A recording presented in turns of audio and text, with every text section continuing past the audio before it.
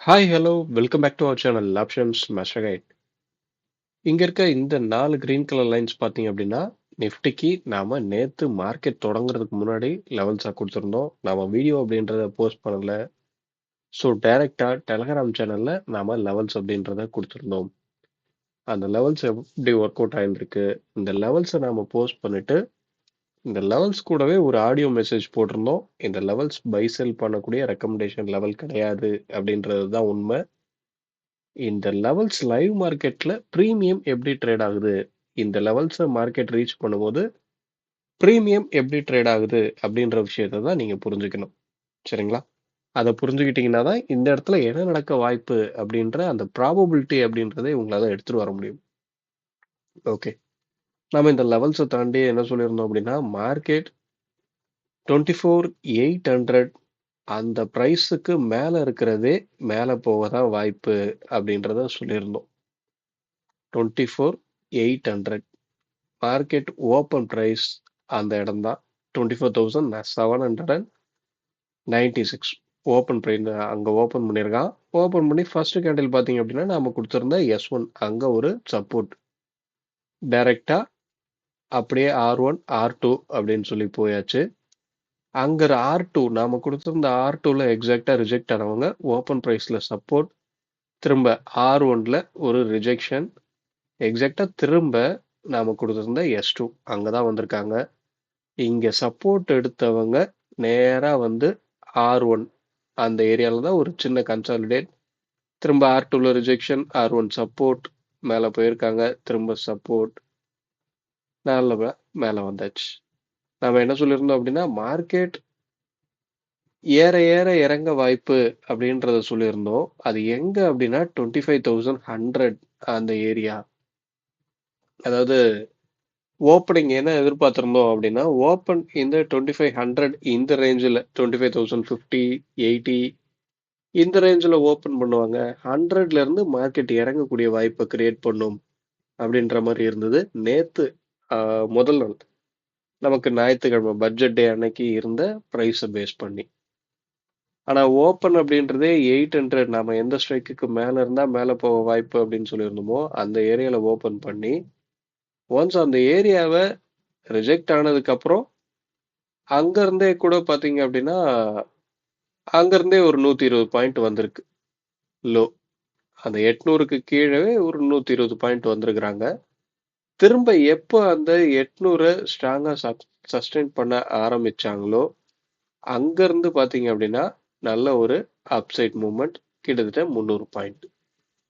நாம சொல்லியிருந்த அந்த 2500 அந்த ஏரியாவை வந்து ரீச் பண்ணியாச்சு மார்க்கெட்டோட எண்டில். சரிங்களா? ப்ரீமியத்தை நீங்க ரெகுலரா கரெக்டான வழியில ஃபாலோ பண்ணீங்க அப்படின்னா அடுத்து என்ன நடக்க வாய்ப்பு அப்படின்ற அந்த ப்ராபபிலிட்டியை உங்களால கண்டிப்பா எடுத்துட்டு வர முடியும். அதுக்கு அடுத்து எல்லாமே உங்களோட முடிவெடுக்கிற திறமையா மாறிடும். சரிங்களா? என்ன நடக்க வாய்ப்பு, மேல போக வாய்ப்பா கீழே போக வாய்ப்பா அப்படின்ற விஷயத்த நீங்க கண்டுபிடிச்சீங்க அப்படின்னா தான் அதுக்கடுத்து நீங்க என்ட்ரி எடுக்க போறீங்களா இல்லையா அப்படின்றது தெரியணும். உங்களுக்கு என்ட்ரி எடுக்க மட்டுமே தெரிஞ்சது அப்படின்னா இங்க மார்க்கெட்ல ஒரு ஆப்ஷன்ஸ் பையரா நீண்ட நாள் சஸ்டெயின் ஆகவே முடியாது. இது தெளிவா புரிஞ்சுக்கணும். இன்னைக்கு எக்ஸ்பைரி டே.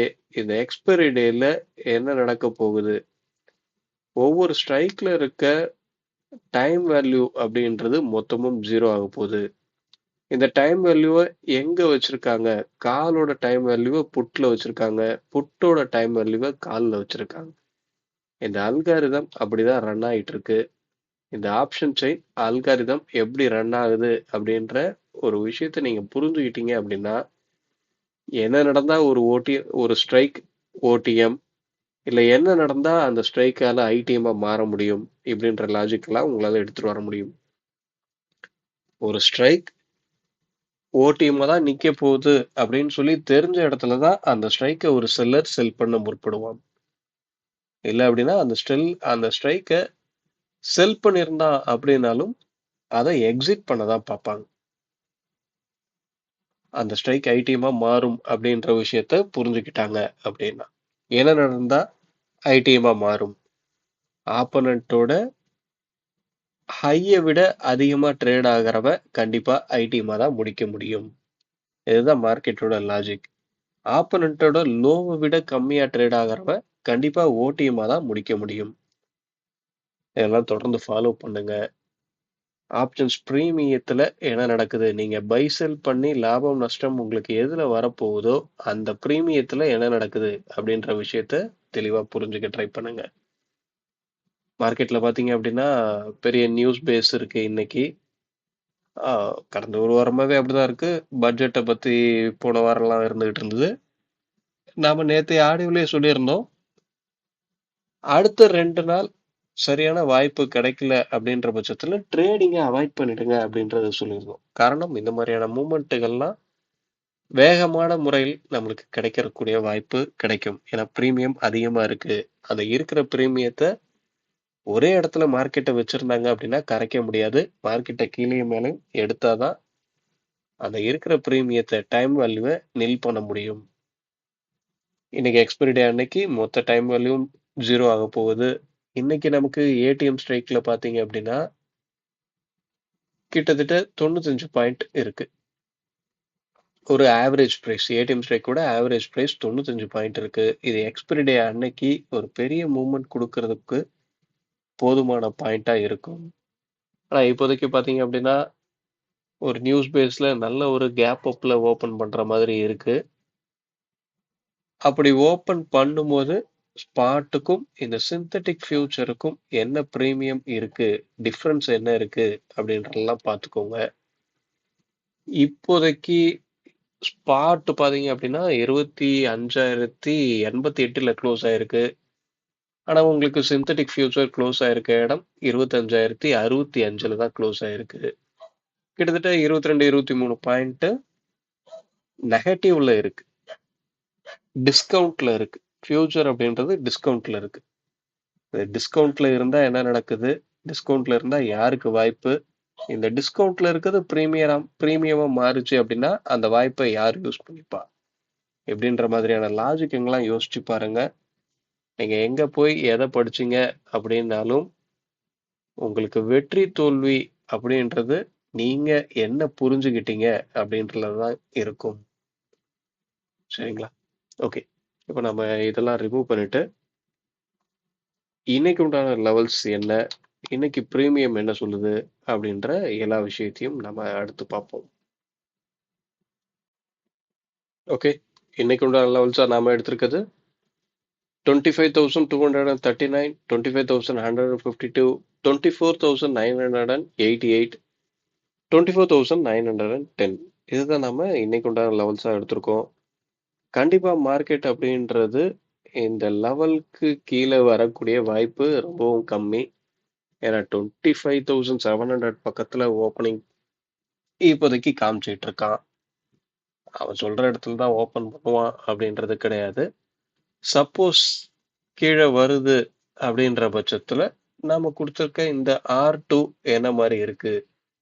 இன்னைக்கு பாத்தீங்க அப்படின்னா எக்ஸ்பைரி டே தான். நாம ஏடிஎம் ஸ்ட்ரைக்கை பேஸ் பண்ணி லெவல் எடுக்கல. 25,100 கால் அந்த ஸ்ட்ரைக்கை பேஸ் பண்ணி நாம எடுத்திருக்கோம். அதுக்கடுத்து 25,050 புட்டு இந்த ஸ்ட்ரைக்கையும் நாம சேர்த்திருக்கோம்.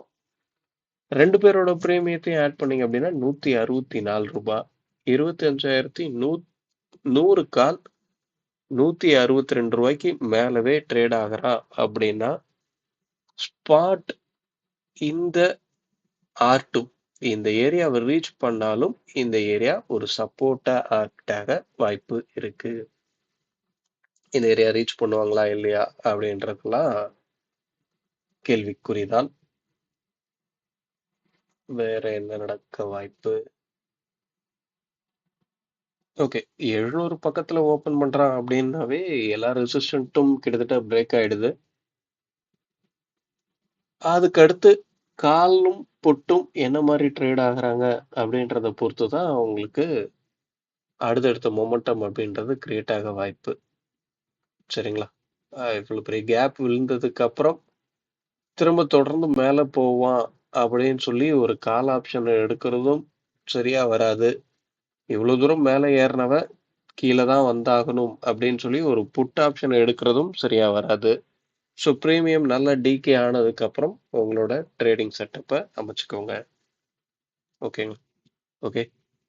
வீடியோ பிடிச்சிருந்தா லைக் பண்ணுங்க. முக்கியமாக நேற்று இந்த லெவல்ஸ் வேலை செஞ்சிருக்கு அப்படின்றதால இன்னைக்கும் வேலை செய்யும் அப்படின்றதுக்கு எந்த ஒரு உறுதியும் கிடையாது. ஸோ இந்த லெவல்ஸை பை செல் பண்ணுறதுக்கு உண்டான விஷயமா பார்க்காதீங்க. மார்க்கெட்டை பற்றி கற்றுக்கோங்க. இந்த லெவல் ஏன் இப்படி வேலை செய்யுது? அப்போ ஆப்ஷன்ஸ் ப்ரீமியத்தில் இருக்க க்ளோசிங் ப்ரைஸை பேஸ் பண்ணி தான் இதை எடுக்கிறாங்க அப்படின்னா எதனால் இது வேலை செய்யுது, எப்படி வேலை செய்யுது அப்படின்ற விஷயத்தெல்லாம் புரிஞ்சுக்க ட்ரை பண்ணுங்க. ஓகே. வீடியோ பிடிச்சிருந்தா லைக் பண்ணுங்க. ஆப்ஷன்ஸ் ட்ரேடிங் பண்ணுறவங்க நண்பர்களுக்கு ஷேர் பண்ணுங்க. மீண்டும் அடுத்த ஒரு வீடியோவில் சந்திப்போம். தேங்க்யூ. பாய்.